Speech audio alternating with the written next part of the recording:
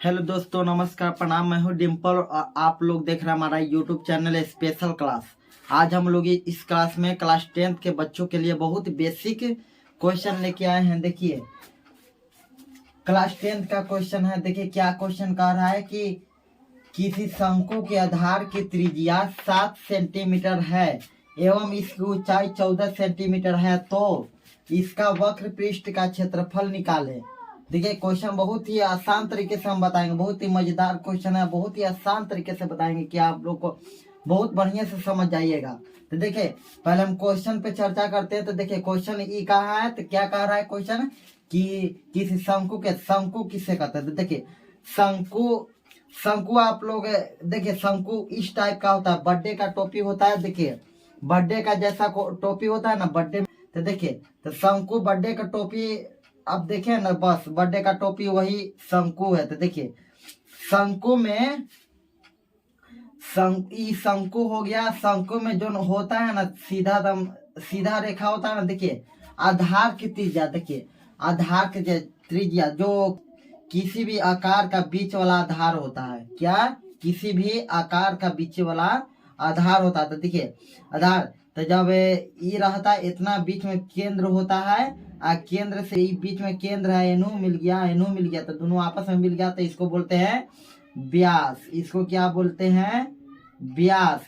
ये दोनों मिल जाता है ना, तो इसको व्यास बोलते हैं। और जब केंद्र के एक पार्टी के मिलेगा ना, एक पार्टी के साइड, तो उसको हम त्रिज्या कहते हैं। क्या? उसको हम जो एक साइड से मिलेगा उसको हम त्रिज्या कहते हैं। जो पूरा मिल जाता है ना, तो उसको हम क्या कहते हैं? व्यास। लेकिन ये कह रहा है कि आधार की त्रिज्या, तो जो आधा मिला हुआ है। देखिए शंकु तो बीच में केंद्र होता है। अब देखिए बिंदु बीच में होता है, यहाँ से मिला है क्या? ये त्रिज्या था। त्रिज्या को आर से सूचित करते हैं और इसका आर कितना दिया हुआ? त्रिज्या 7 सेंटीमीटर। तो देखिए त्रिज्या 7 सेंटीमीटर दिए हैं और इसकी ऊंचाई 14 सेंटीमीटर दिया है। इसकी ऊंचाई कितना दिया हुआ है?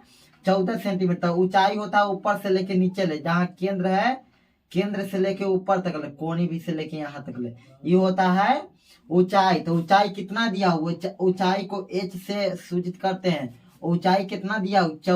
14 सेंटीमीटर। ऊंचाई कितना दिया हुआ? 14 सेंटीमीटर। तो देखिए 14 सेंटीमीटर दे दिए हैं।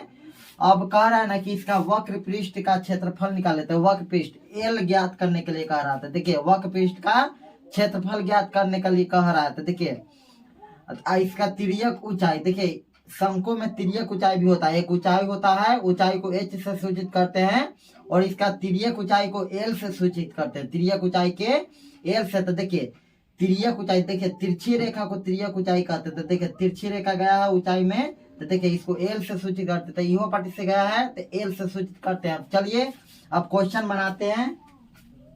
तो देखिए क्वेश्चन क्या कह रहा है। तो देखिए कह दिया यहाँ क्वेश्चन। तो देखिए हम लिखे हैं, क्वेश्चन बना है, चूंकि दिए हैं, लिखे हैं शंकु के आधार की त्रिज्या। शंकु के आधार की त्रिज्या, तो आधार की त्रिज्या को आर से सूचित करते हैं और आर बराबर कितना दिया हुआ? आर बराबर 7 सेंटीमीटर। तो लिख दिए हैं 7 सेंटीमीटर।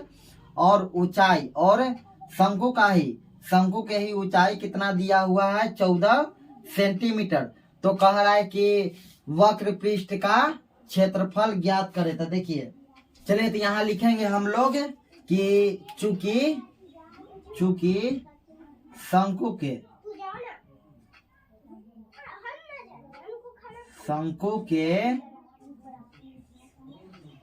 वक्र पृष्ठ का क्षेत्रफल क्या होता है?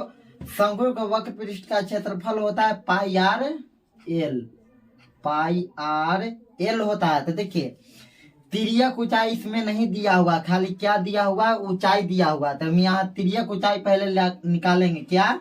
तिर्यक ऊंचाई निकालेंगे। तो देखिए तिर्यक ऊंचाई यहाँ एल से डिनोट करते हैं, एल से सूचित करते हैं तिर्यक ऊंचाई को। तो एल पहले निकालेंगे। तो देखिए एल निकालने का होता है फॉर्मूला रूट अंडर एच का स्क्वायर। क्या? रूट अंडर एच का स्क्वायर प्लस फिर एच का स्क्वायर फिर आर का स्क्वायर। क्या? एच का स्क्वायर प्लस आर का स्क्वायर। तो देखिए तो क्या हो जाएगा, एल बराबर रूट अंडर, तो एच का स्क्वायर, एच कितना दिया होगा 14 सेंटीमीटर, तो यहाँ लिख दें 14 सेंटीमीटर का स्क्वायर प्लस आर कितना दिया होगा 7 सेंटीमीटर, तो यहाँ 7 सेंटीमीटर का स्क्वायर, तो इसको निकालिए तो 14 का स्क्वायर कितना होता है 196 प्लस 7 का स्क्वायर 7 अब इन दोनों को ऐड कीजिएगा तो कितना होगा, देखिए 9 6 15 की 5 हाथ में 1, 9 4 13, 9 4 13, 13 1 14, हाथ में 1 1 2। तो देखिए रूट अंडर में 245 आ गया, एल का मान रूट अंडर में 245 आ गया। तो देखिए इसको पॉइंट में लाइएगा तो एल बराबर इसको पॉइंट में लाइएगा तो देखिए इसको पॉइंट में कम से कम पॉइंट में इसका आ जाएगा 15.65 के लगभग में आ जाएगा। क्या इसको वर्गमूल से हटाइएगा तो 15.65 के अथी में आ जाएगा, लगभग में आ जाएगा। तो देखिए एल का मान हमको निकल गया, एल का मान निकल गया क्या, चलिए एल का मान निकल गया। तब क्या हम करेंगे, अब वक्र पृष्ठ का क्षेत्रफल निकाल देंगे, फॉर्मूला पर बैठा देंगे। तो देखिए इसलिए क्या, इसलिए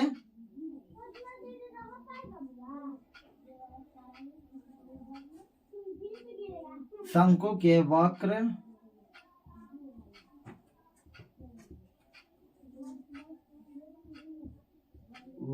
पृष्ठ का क्षेत्रफल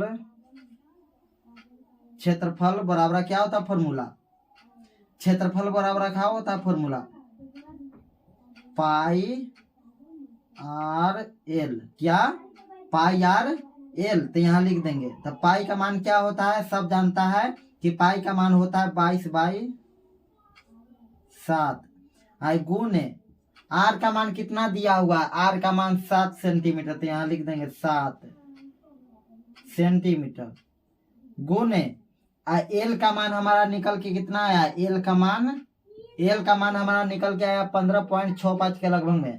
तो देखिए यहाँ लिख देंगे 15.65 के लगभग में आया है। क्या एल का मान 15.65 के लगभग में आया है। तो यहाँ निकालेंगे तो देखिए कटने वाला है, कट जाएगा। तो देखिए हाँ कटने वाला है। तो देखिए 7 से 60 कट गया। अब गुना कर दीजिए, तब ऊपर ऊपर गुना हो जाता। तो 22 में 15.65 से गुना कीजिएगा तो कितना आएगा, 22 में 15.65 से गुना कीजिएगा तो 343.98 के करीब में आएगा। तो इसको मान सकते हैं कि 98 चली गया तो 100 में 2 कम ना है, तो इसको मान लेंगे हम 344 सेंटीमीटर वक्र पृष्ठ में स्क्वायर चढ़ता ऊपरे में। तो देखिए 344 सेंटीमीटर का स्क्वायर हो गया आंसर हमारा। शंकु का वक्र पृष्ठ का क्षेत्रफल कितना होगा, 344 सेंटीमीटर का स्क्वायर। चलिए ऐसे ही मजेदार क्वेश्चन देखने के लिए हमारे चैनल को लाइक कीजिए, शेयर कीजिए, सब्सक्राइब कीजिए और हमारे पूरे वीडियो देखने के लिए आपको दिल से धन्यवाद।